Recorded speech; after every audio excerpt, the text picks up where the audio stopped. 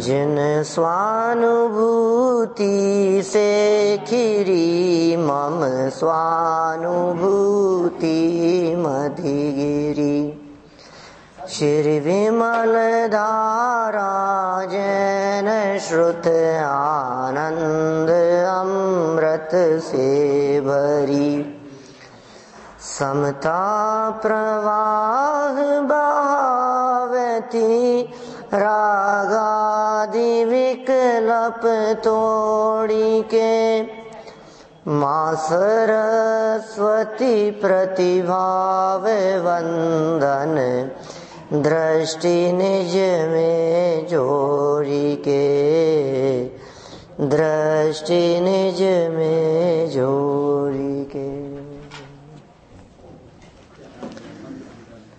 आचार्य कल्प पंडित प्रवर टोडरमल जी द्वारा लिखित रहस्यपूर्ण चिट्ठी, इसके संदर्भ में अपनी यहाँ चर्चा चल रही है। चिट्ठी रहस्यों से भरी हुई है। अनेक रहस्य इस चिट्ठी में मौजूद हैं और वो रहस्य पंडित टोडरमल जी के माध्यम से लिखे गए। जो रहस्य उन्होंने मुल्तान समाज के लोगों के लिए लिखे, वो उनके लिए नहीं है। जो व्यक्ति इस रहस्य को समझ ले उसके लिए है। हम लोग भी यदि थोड़ी सी गहराई में जाकर के देखेंगे तो हमें वो रहस्य हाथ लगेगा, और जब ये रहस्य हमें हाथ लगेंगे तो आप ये निश्चित मान करके चलिए, जब कुछ रहस्य हाथ में लगते हैं तो कुछ उपलब्धि होती है। और जो जितने गहरे रहस्य पता लगते हैं उतनी ही अधिक उपलब्धि होती है। ये रहस्य किसी पर वस्तु के पास आधार पर नहीं है, किसी दूसरी चीज के लिए नहीं है। ये रहस्य अपने स्वरूप के संदर्भ में है। अध्यात्म की रुचि करने वाले, रखने वाले, अध्यात्म रस रोचक भाई जहाँ ऐसी चर्चाएं करते हो, उस स्थान को पंडित जी ने महाशुभ स्थान कह करके पुकारा। ये चर्चा हम कर चुके थे। कल तो हमने पार्श्वनाथ भगवान के जीवन चरित्र को देखा था पूरा। बहुत शुभ स्थान, वो स्थान भी पवित्र हो गया जिस स्थान पर ज्ञानी जीवों ने आत्म आराधना का काम किया हो, जहां रह करके जीवों ने आत्म कल्याण का मार्ग प्राप्त किया हो, प्रकट किया हो, जिसके अंदर में उसकी वृद्धि हुई हो। ऐसे जीव और ऐसा स्थान सभी परम पवित्र स्थान हैं। उनके लिए बहुत विनय शब्द अवधारण करने की बात यहाँ कही। माने सर्व साधर्मियों के योग्य, बहुत विनयवंत होकर के पंडित जी ने ये बात कही है। देखिए, ये तो हुई 3 पंक्तियां जिसमें संबोधन मात्र था। आगे बढ़े हम थोड़ा सा। कहते हैं यहां यथा संभव आनंद है। हमने की थी चर्चा यथा संभव आनंद की।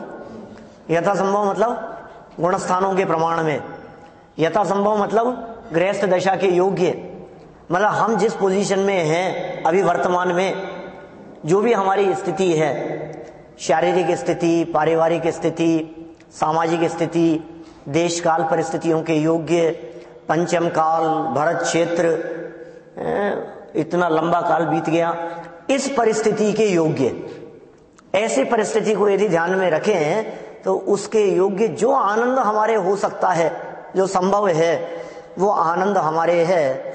और हम ये भावना भाते हैं कि तुम्हारे भी, क्या वक्ता और श्रोता की दृष्टि से बात करो तो वक्ता ये कहते हैं कि हम तो आनंदित हैं ही, और हम ये भावना भाते हैं कि ऐसा आनंद तुम्हें भी मिले।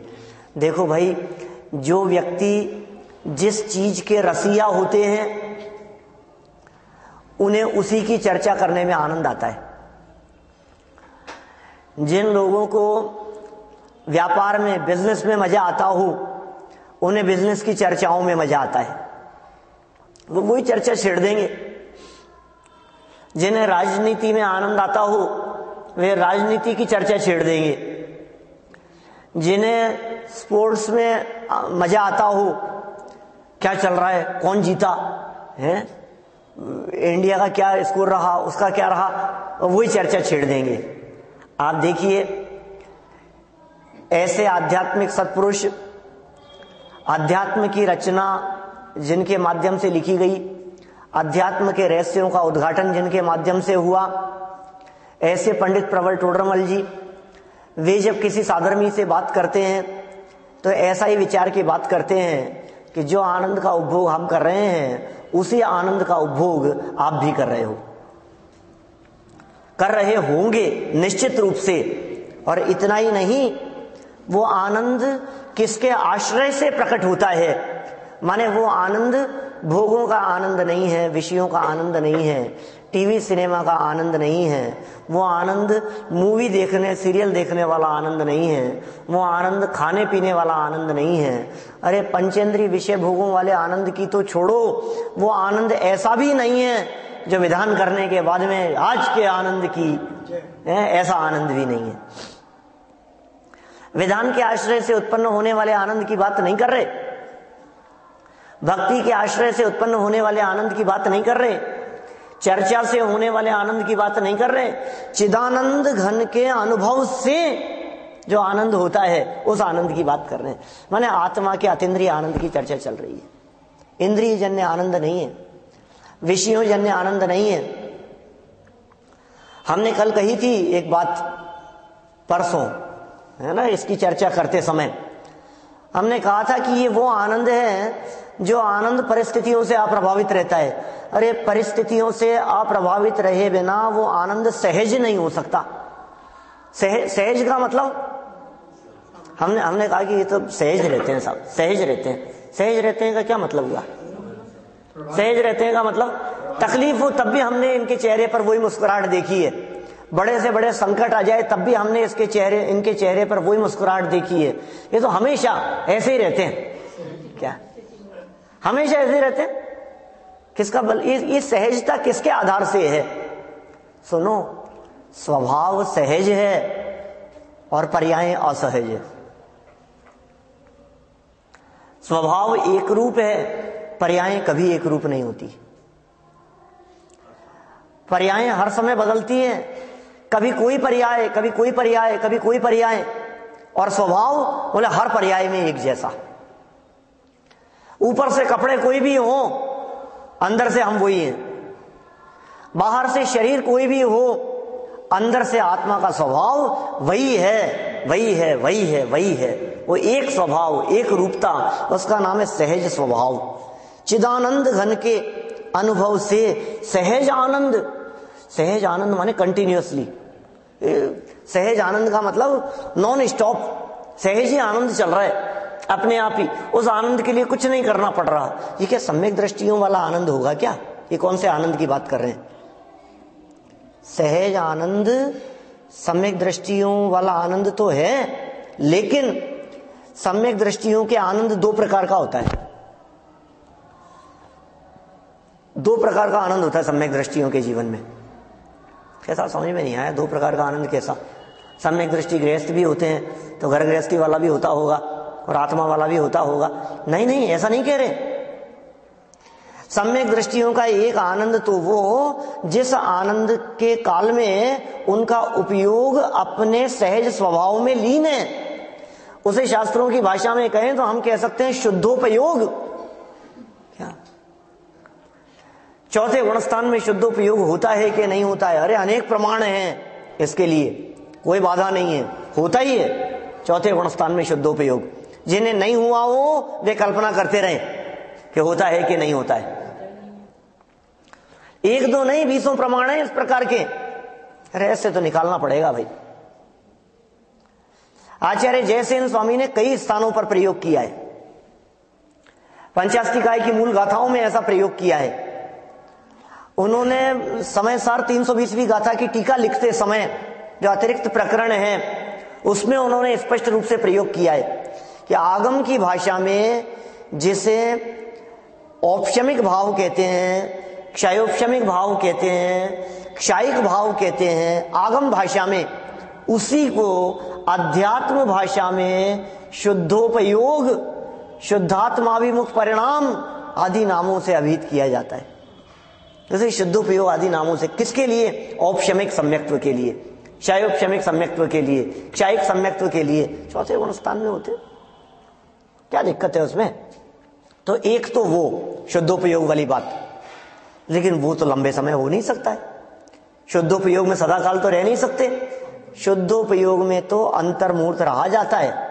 अंतर्मुहूर्त से अधिक या यथा योग्य अंतर्मुहूर्त काल के लिए शुद्धोपयोग हो गया तो उसका अर्थ है केवल ज्ञान, भगवान हो गए। फिर माने इससे ज्यादा पचाने की ताकत साक्षात अरंतों में ही होती है, छद्मस्त नहीं।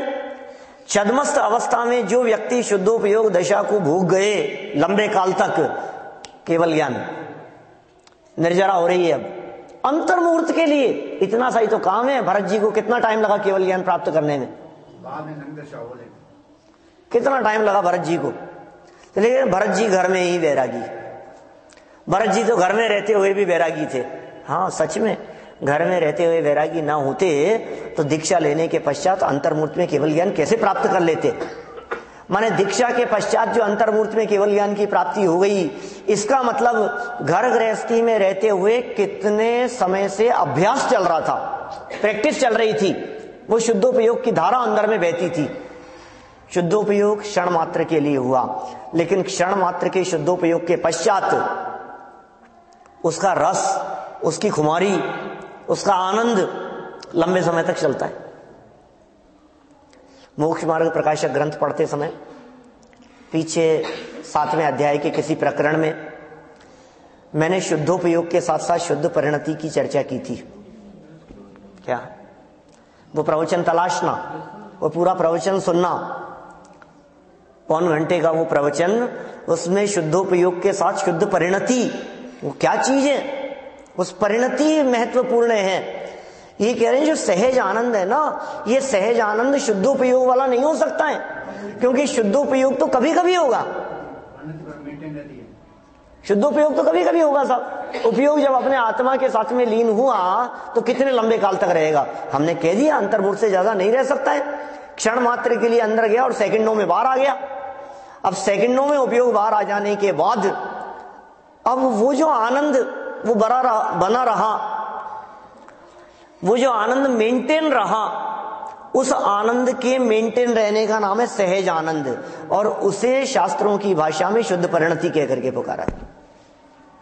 वो आनंद मेंटेन रहता है।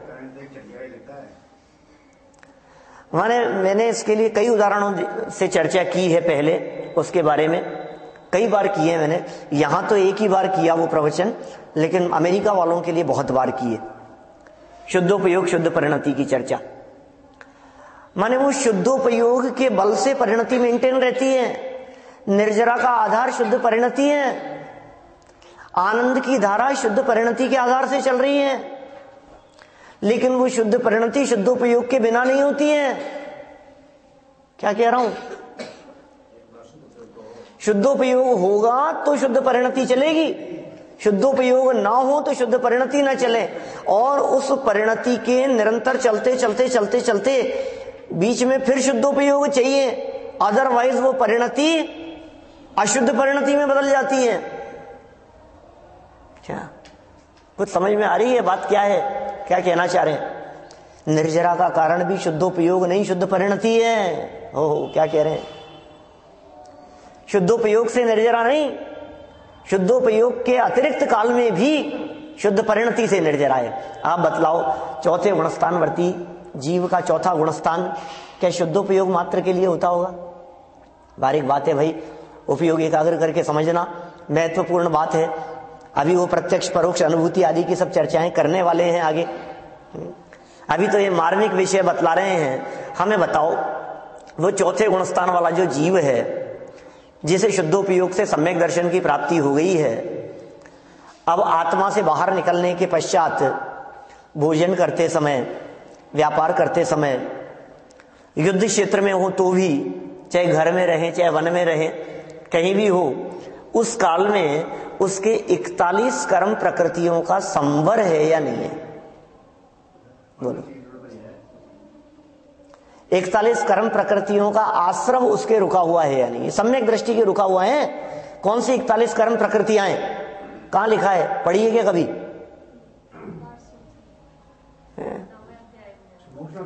अरे कहां चले गए आप इतना दूर? यहाँ कहां लिखी है बताओ? यही लिखी है इस किताब में। है कहां लिखी है? दूसरा तीसरा अध्याय नहीं, दूसरा तीसरा और दूसरा सब मिला लो तो 7वें अध्याय में लिखी है। 2, 3 और 2, 7वें अध्याय का अंतिम पेज, क्या लास्ट पेज पर फुटनोट में 41 कर्म प्रकृतियों की चर्चा की। मिथ्यात्व के कारण 16 कर्म प्रकृतियां, कितना? 267 नंबर पेज। बोलो मिल गया कि नहीं?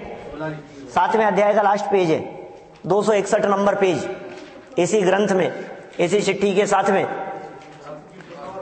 मिथ्यात्व संबंधी 16 कर्म प्रकृतियां और अनंतानुबंधी संबंधी 25 कर्म प्रकृतियां, कुल 41 कर्म प्रकृतियों के नाम गिनाए हैं।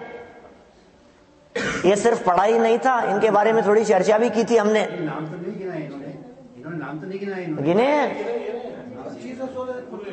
आप, हम पेज नंबर बता रहे हैं, आप चिट्ठी खोल के बैठे हो। हम चिट्ठी को खोल रहे हैं तो 261 बताया है,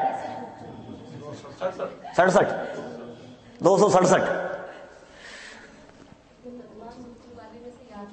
हाँ तो बोलो कितनी सुंदर बात है।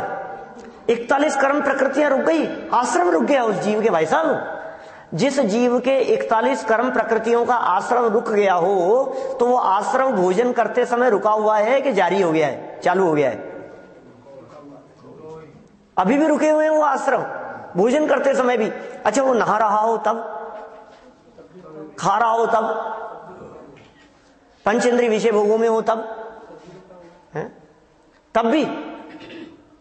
कैसी बात कर रहे हो यार, ये कैसी बात कर ली है? तब भी आश्रम रुका हुआ है तो शुद्धोपयोग तो नहीं है, फिर किसके बल पे रुका हुआ है? और शुद्ध परिणति।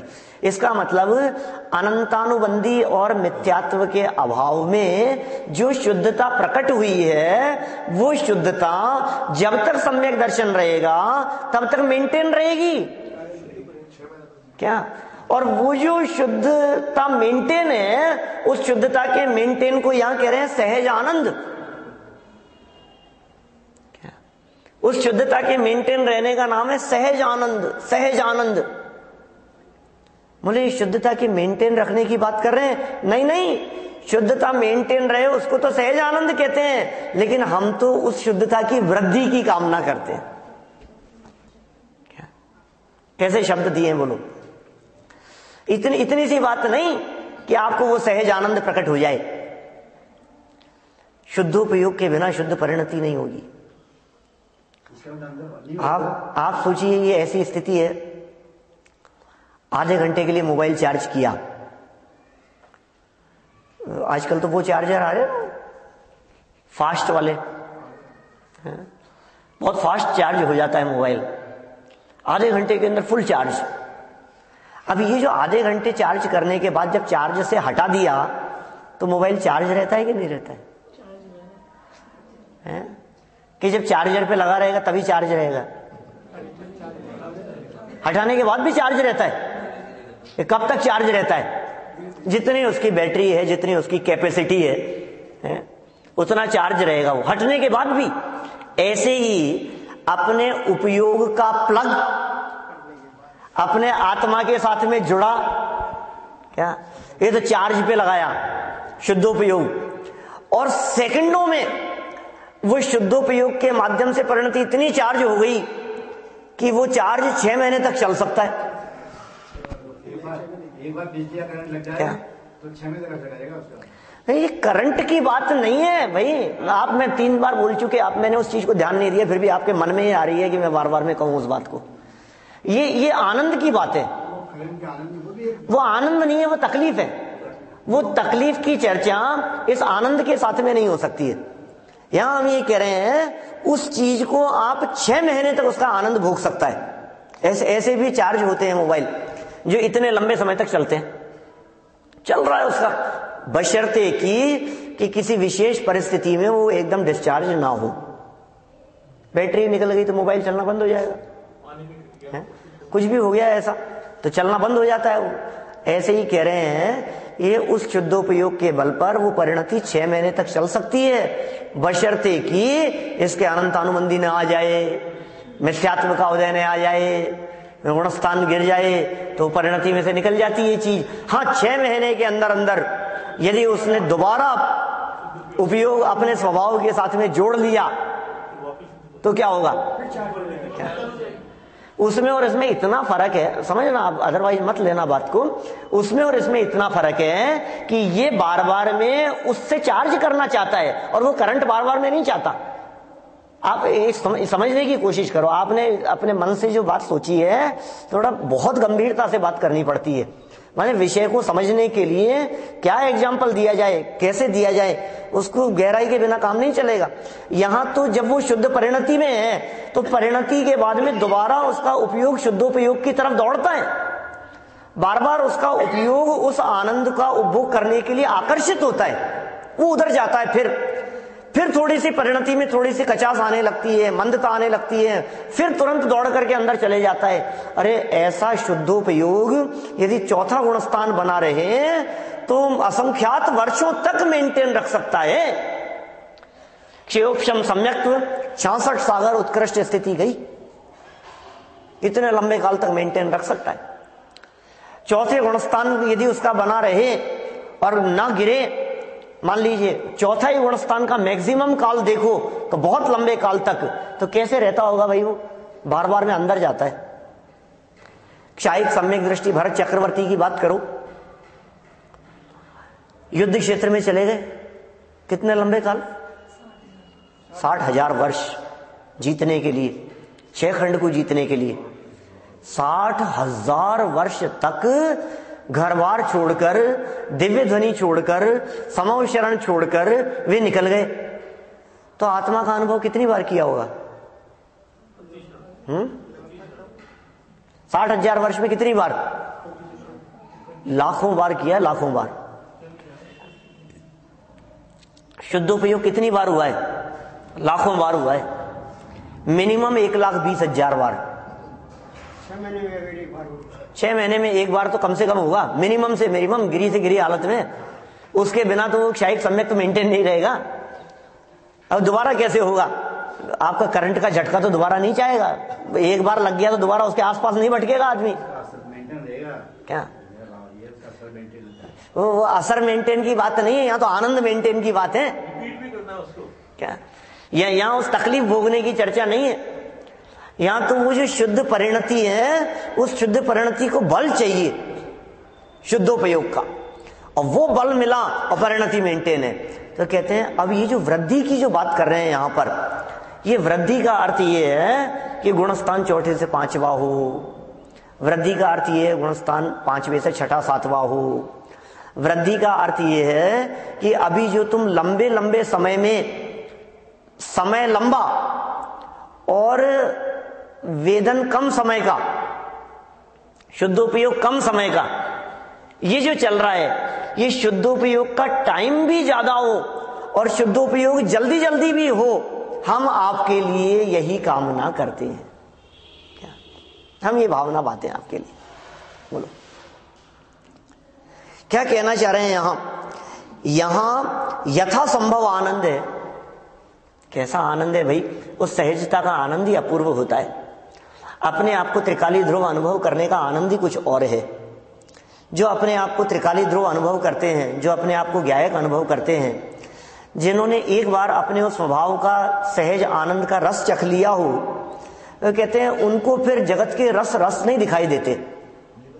वो आनंद तुम्हारे चिदानंद घन के अनुभव से, तुम्हारे क्यों कह दिया? अपने कह लो ना। नहीं, तुम्हारी वृद्धि तुम्हारे चिदानंद घन से होगी, मेरे आनंद की वृद्धि मेरे चिदानंद घन के अनुभव से होगी। कितना स्वाधीनता बतला रहे हैं भाई साहब। आपको किसी दूसरे का आश्रय लेने की जरूरत नहीं है, आपको किसी दूसरे का सहारा लेने की जरूरत नहीं है, आपको किसी विद्वान के सानिध्य की जरूरत नहीं है, आपको किसी गुरु के सानिध्य की जरूरत नहीं है, आपको तीर्थंकरों के उपदेश की भी जरूरत नहीं है। तुम्हारा आनंद तुम्हारे आश्रय से। क्या बात कह रहे हैं? कहां जाऊं साहब, कहां मिलेगा ये आनंद? कहां जाकर के तलाशा जाए? कौन सी जगह पर जाएं? उनके पास में, इनके पास में। चलो ना, बना लेते हैं सुबह से शाम तक का ही सही कोई एक प्रोग्राम, नारेरी का बना लो, हैं मंगलायतन का बनाते हैं 2 दिन का प्रोग्राम, ऐसा हसनापुर चले आओ, वहां चले आओ, न्यू ईयर पे चलें, हैं? अरे भैया अनंत बार आए हैं, ऐसे न्यू ईयर क्या? हर पर्याय न्यू है, न्यू ईयर नहीं, न्यू पर्याय क्या? उस न्यू पर्याय का आनंद लो।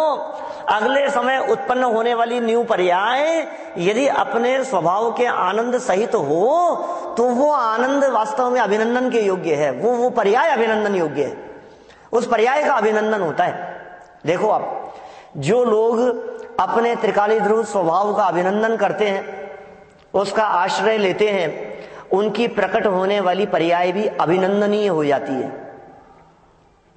पे सुरनाथ जजे हैं, ये ही पे ग्रह में न रचे जो जलते भिन्न कमल है, नगर नारी को प्यार यथा कादे में हेम अमल है। दोष रहित गुण सहित सुधीजे सम्यक दर्श सजे हैं, चरित मोह वश लेश न संयम पे सुरनाथ जजे हैं। क्या?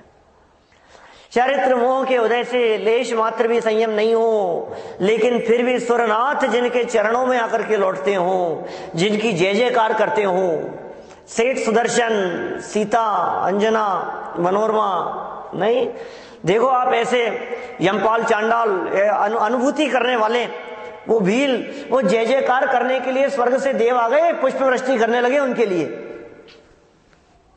रंच मात्र भी संयम नहीं है तो भी। दोष रहित गुण सहित सुधी, सुधी कौन? सम्यक दृष्टि, जे जो भी है। दोष रहित गुण सहित सुधीजे, और कैसे?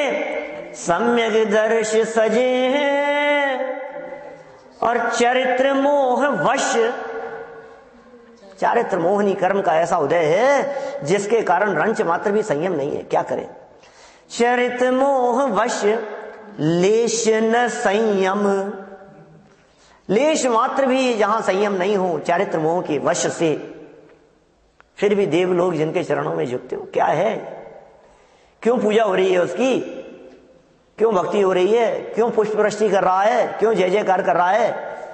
क्यों वंदन किया जा रहा है? आखिर क्या है? उस पर्याय का अभिनंदन क्यों? कि उस पर्याय का अभिनंदन इसलिए क्योंकि उस पर्याय ने अपने स्वभाव का अवलंबन लिया है, इसलिए उस पर्याय का अभिनंदन है। जो अपना अभिनंदन करते हैं जगत उनका अभिनंदन करता है, जिन्हें अपनी कीमत नहीं जगत उनकी क्या कीमत करे? जिन्हें अपनी कीमत नहीं, ये अपनी कीमत है यहां तो। प्रभु जी अब ना भटकेंगे संसार में, अब अपनी अब अपनी खबर हमें हो गई। जिन्हें अपनी खबर हो गई उनकी पूजा है। क्यों पूजते हो इनको? 3 लोक के नाथ को, अंदर विराजमान, वेदी पर विराजमान शांतिनाथ भगवान, पार्श्वनाथ भगवान, महावीर भगवान, क्यों क्यों पूजते हो इनको? क्यों करते हैं उनकी पूजा? नासाग्र दृष्टि है उनकी, ये नासाग्र दृष्टि कल बताया मेरे को कपिल ने, नासाग्र दृष्टि से बहुत अच्छी एक्सरसाइज है आंखों की क्या इससे अच्छी कोई एक्सरसाइज नहीं है। पार किए वो इस विषय के विशेषज्ञ हैं।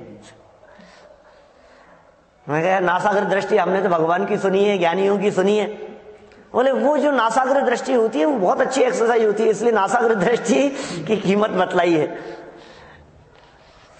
आंखों के लिए भी अच्छा है, कोई बात नहीं, बात आंखों की नहीं है, बात तो ध्यान की है। अरे नासाग्र दृष्टि अंतरोन्मुखी दृष्टि है, बात तो ये है। स्वभाव दृष्टि की बात कर रहे हैं यहां, जिन्हें अपनी खबर है, जिन्हें अपने स्वभाव की खबर है, देखते ही नहीं है किसी और की ओर, किसी दूसरे की तरफ नहीं देखते, किसी दूसरे की परवाह नहीं है, किसी दूसरे से बात नहीं, आंख उठा करके देखना नहीं। ये भगवान, सोचो तो सही, हमारे नाथ अपने आप को देखते हैं, वो किसी और को नहीं देखते। वो उपदेश दे रहे हैं, तू भी किसी और की तरफ मत देख, अपने आप को देख। अपने आप को देखेगा तो मेरे बगल में आकर के बैठ जाएगा, ऐसा उपदेश देते हैं। और जो सच्चे भक्त हैं उनके, वे सच्चे भक्त भी उनके सामने खड़े होकर के यही बात करते हैं, यह अर्घ समर्पण करके प्रभु निज गुण का अर्घ बनाऊंगा, और निश्चित तेरे सदृश प्रभु अरहंत अवस्था। भगवान के सामने खड़े होकर के कह रहे हैं, हे भगवान, तुम समझते क्या हो? क्या कह रहे हैं? क्या आपके समान, आपके बगल में आकर के बैठने वाला हूं, क्या तेरे पद का प्रत्याशी हूं मैं। ऐसी हालत है, आपको अर्घ ऐसे ही नहीं चढ़ा रहा हूं मैं, मुफ्त में नहीं चढ़ा रहा हूं, आपके बगल में आकर के बैठना हूं, ये चाहता हूं मैं। इस अवस्था की प्राप्ति होगी सहज आनंद की वृद्धि होते होते, क्योंकि ये जो वृद्धि है ना, ये वृद्धि तक नहीं, ये वृद्धि पूर्णता तक जाएगी। और अभी पूर्णता का आशीर्वाद इसलिए नहीं दे रहे क्योंकि हम झूठी बातें नहीं करते। लाखों वर्षों तक जियो, तुम जियो हजारों साल, साल में दिन हो 50,000। वाह रे वाह, बड़ी अच्छी कल्पना कर रहे हो। ऐसे जियो हजारों साल, हजारों साल की जिंदगी पहले तो हो नहीं सकती इस भरत क्षेत्र पंचम काल में, और कदाचित हजारों वर्ष की जिंदगी हो भी जाए तो साल के दिन 50,000 तो कभी नहीं हो सकते। क्या हम ऐसे झूठी कल्पना करें आपके लिए? नहीं भाई साहब, हम ऐसी झूठी बात नहीं करते। हम तो आपके लिए कल्पना करते हैं सहज आनंद की वृद्धि हो, कि साहब पूर्णता की कामना कर लो, कि फिर वही झूठी बात, पूर्णता नहीं हो सकती ना इस क्षेत्र काल परिस्थिति में, इस भूमिका में, इस युग में, वर्तमान काल में वो पूर्णता की प्राप्ति नहीं हो सकती। लेकिन हां, ध्यान रखना, यदि वो सहज आनंद प्रकट हो गया है, उस सहज आनंद की वृद्धि हुई है, तो ये निश्चित मान करके चलना कि इस भव में ना सही लेकिन अगले भवों में अल्प काल में निश्चित ही तेरे सदृश प्रभु अरहंत अवस्था पाऊंगा, सिद्ध अवस्था की प्राप्ति होगी, पूर्णता की प्राप्ति होगी। बोलो, निकट भव्य है, ये कह रहे हैं। हाँ, ये कहने वाले हैं भवेद भव्यो भावी निर्वाण भाजनम। नीचे पंक्तियां आएगी, अभी चलेंगे, अभी नीचे अपन बढ़ेंगे, धीरे धीरे बढ़ेंगे। ये तो सहज आनंद समझ में आया कि नहीं? आपका सहज आनंद कैसा है? बोलो, बिल्कुल सहज, उस आनंद के लिए कुछ नहीं करना पड़ रहा है, बिल्कुल जैसे लाइफ बिल्कुल स्मूथ चलती है ना, कोई उतार चढ़ाव नहीं है। देखो, एक तो वो सहजता वो होती है, जैसे ऐसे लाइनें चल रही होती है ना, फिर ऐसे चलने लग जाती है, क्या होता है उसमें? ऐसे ऐसे ऊपर नीचे चल रही थी, और फिर एकदम ऐसे। अब क्या हुआ? क्या अब जैसे है ना, अब उसके अंदर ना छींक आएगी, ना खांस आएगी, ना आऊ होगा, कुछ नहीं। अब क्या हो गया? अरे ये मरने की बात नहीं कर रहे, ये अमर होने की बात कर रहे हैं। क्या जीते जी ऐसे होने की, क्या ये जीते जी ऐसे होने की बात कर रहे हैं? कैसी सहजता होती होगी उन ज्ञानियों के जीवन में। सप्तम नरक के नरक अवस्था के अंदर लड़ाई झगड़ा मारकाट मचते हुए भी अंतर सुख रस घटा घटी। क्या कहते हैं दौलत राम जी, क्या लिख दिया भजन में? बाहर नार के कृत दुख भुगते, अंतर सुख रस घटा घटी, चिन मूरत द्रगधारी की मोहे, रीत लगत है अटापटी। एक ऐसी चाल है, चिन्ह मूर्त दृगधारी की। चिदानंद घन के अनुभव में लीन रहने वाले व्यक्तियों की ये कैसी चाल है, ये कैसा अद्भुत स्वरूप है भाई। बाहर में देखो, रिकॉर्डिंग करो तो आपको क्या दिखे। हमने शायद इसी संदर्भ में पिछले 2 दिनों के अंदर चर्चा की है, शक्लें अलग अलग होती है सम्यक दृष्टियों की, अंदर में सहज स्वभाव का अवलंबन एक जैसा होता है। एक कुत्ता सम्यक दृष्टि, एक मेंढक का जीव सम्यक दृष्टि, एक हाथी सम्यक दृष्टि, एक शेर सम्यक दृष्टि, बोलो, एक महामत्स्य सम्यक दृष्टि, एक हिरण सम्यक दृष्टि, एक बकरी सम्यक दृष्टि, बोलो, एक इंद्र सम्यक दृष्टि, एक लोकांतिक देव सम्यक दृष्टि, भवनत्रिकों में सम्यक दृष्टि, वैमानिक देवों में सम्यक दृष्टि, सर्वार सिद्धि के देव सम्यक दृष्टि, सप्तम नरक के नारकी सम्यक दृष्टि, चक्रवर्ती सम्यक दृष्टि, कहां तक बोलो आप, बात करो। घर में रहने वाले सम्यक दृष्टि, घर छोड़ने वाले सम्यक दृष्टि, बिजनेस करने वाले सम्यक दृष्टि, झोपड़ी में रहने वाले सम्यक दृष्टि, कैसे सम्यक दृष्टि, कैसे पहचानो आप उन सम्यक दृष्टियों को? हाँ, ये चर्चा की थी हमने समाधि मरण के स्वरूप के प्रकरण में, सम्यक दृष्टि कैसा है, उस प्रकरण में हमने ये चर्चा की थी। कैसे होते हैं सम्यक दृष्टि? सहज होते हैं भाई साहब, सहज होते हैं। सामने वाला व्यक्ति गालियां दे रहा है, सहज है। सामने वाला व्यक्ति उठपटांग बोल रहा है, सहज है। क्या फर्क पड़ता है? एक ही बात दिखाई देती, भूलेला भगवान से, भूले हुए हैं भगवान है। ये सहज स्वभाव के अवलंबन के बिना इतनी सहजता आ नहीं सकती है भाई साहब। कोई व्यक्ति कुछ भी कहे, बोलो इतनी सहजता कैसे आएगी? मैं सोचता हूं कभी कभी तो दिमाग काम करना बंद कर देता है। ये ऐसी दृढ़ता गुरुदेव के जीवन में दिखती है, वो कैसे दिखती है? सामने वाले व्यक्ति ने मेरे को, किसी के घर गया, कहीं मंदिर में गया, और यहाँ मंदिर में सामने मेरे को किसी ने कुछ उठपटांग कह दिया, तो दूसरे दिन से मंदिर आना बंद कर देते? क्या कल के भुगत भोगी है? बोलो, ऐसा हो जाता है। कोई आपस में कुछ हो गया, ठीक है मैं नहीं जा रहा हूं, इस मंदिर में तो जाना ही नहीं, हम दूसरे मंदिर में जाएंगे, इस मंदिर में जाना बंद। क्यों, क्या हो गया भैया? मंदिर जाना बंद। घर में यदि कोई व्यक्ति कुछ कह देता है तो क्या घर छोड़ देता है? घर में यदि किसी ने कुछ कह दिया तो क्या घर छोड़ के चला जाता है? तो मंदिर में कह दिया तो मंदिर का को छोड़ देता है? सोचो आप, जो लोग गालियां दे रहे हो, जो लोग झंडे दिखा रहे हो काले, जो लोग पत्थर बरसा रहे हो, जो लोग अपशब्द कह रहे हो, उन लोगों के बीच में बैठ करके भी उनको बुरा भला कहना तो बहुत दूर की बात है, उनके बारे में बुरा सोचना तो बहुत दूर की बात है। उनको देख करके ये कहें कि भगवान है भगवान। अरे तुम तो भगवान हो, तुम तो परमात्मा हो, भूले हुए भगवान हो। बल चाहिए ऐसा, अपना विरोध सुनने के लिए ताकत चाहिए। ज्ञानियों के अंदर में अपना विरोध सुनने की ताकत भी होती है और अपनी प्रशंसा को पचाने की ताकत भी होती है। क्या विरोध सुनकर के विरोध का भाव नहीं आए, प्रशंसा सुनकर के फूल नहीं जाए। प्रशंसा सुनकर के फूल जाने वाले सम्यक दृष्टि नहीं है। निंदा और आलोचना सुनकर के चेहरा मुरझा जाए, वो सम्यक दृष्टि नहीं है।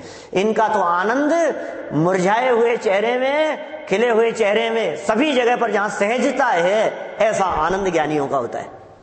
ये कैसा सहज आनंद है? बोलो, सहजता कैसी होती होगी? बोलो, खीर मालपुए बने तो भी वही बात, और समझ लो आप ठंडी रोटी डाल दी गई, फर्क पड़ता है।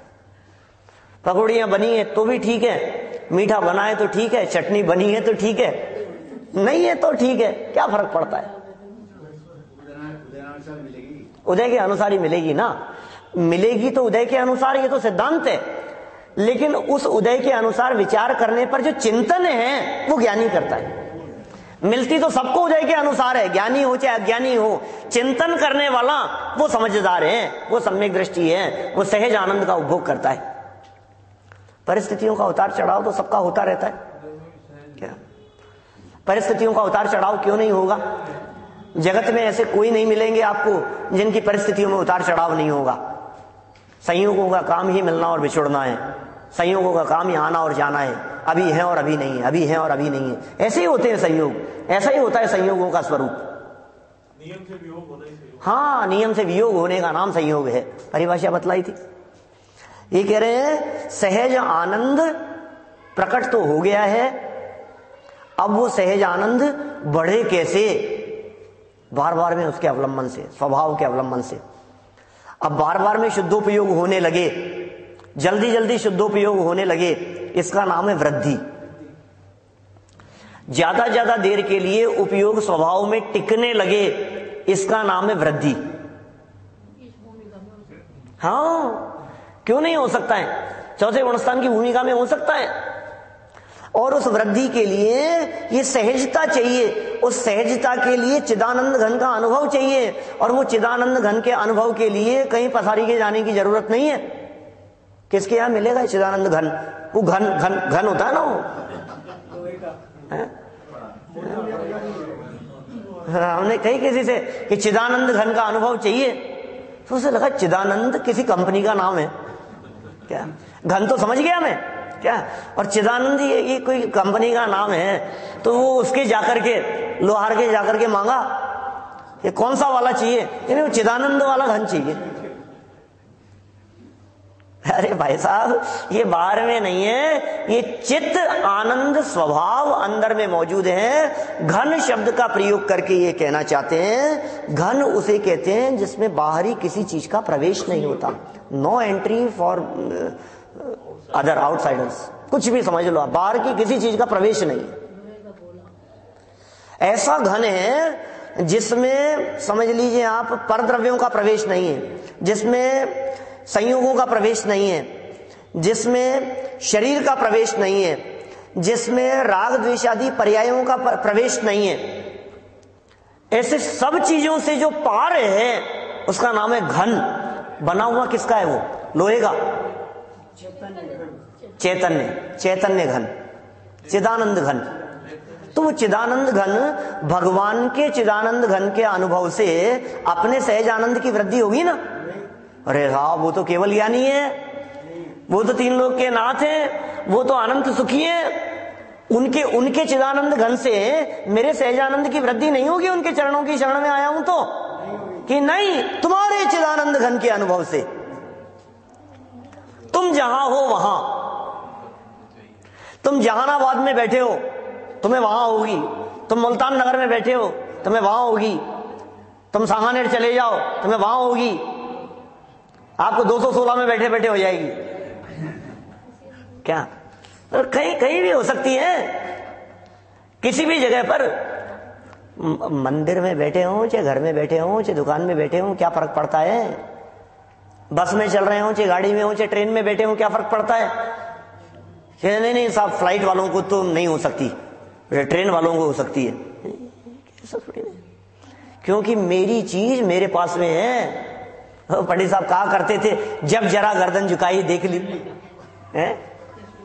दिल के आईने में है तस्वीरें यार की, ऐसा कहते थे। तो पंडित साहब सुनाते थे बहुत। यहां अंदर बैठी है तस्वीर, अंदर है तस्वीर, जब जरा गर्दन झुकाई देख ली। यहां तो कह रहे हैं गर्दन झुकाने की भी जरूरत नहीं है, तुम्हारा स्वभाव तुम्हारे पास में है, गर्दन झुकाने की दरकार नहीं है अनुभूति के लिए। सहज हुए आनंद की प्राप्ति, ऐसे आनंद के संदर्भ में कही है भाई साहब। ये तो इन्होंने भावना भाई है, पंडित जी की भावना है, ज्ञानियों की भावना है। कितनी सुंदर भावना होती है ज्ञानियों की। ज्ञानियों के लिए ज्ञानियों की भावनाएं बड़ी सुंदर होती है। कुछ नहीं, पारिवारिक अनुकूलताओं की कामना नहीं की, बिजनेस बढ़ने की कामना नहीं की, तुम्हारी तबीयत ठीक रहे ऐसी कामना नहीं की। सहज आनंद की वृद्धि की कामना वही व्यक्ति कर सकता है जिसने सहज आनंद का उपभोग किया हो। ये टोडरमल जी उन महापुरुषों में से थे जिन्होंने इस सहज आनंद को स्वयं ने भोगा है, और अनजान साधर्मियों के संदर्भ में भी ऐसी भावना भाते हैं।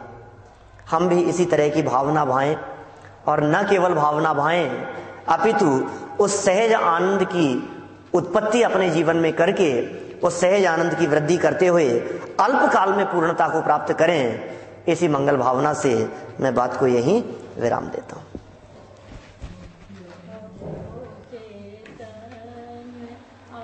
हुआ नहीं?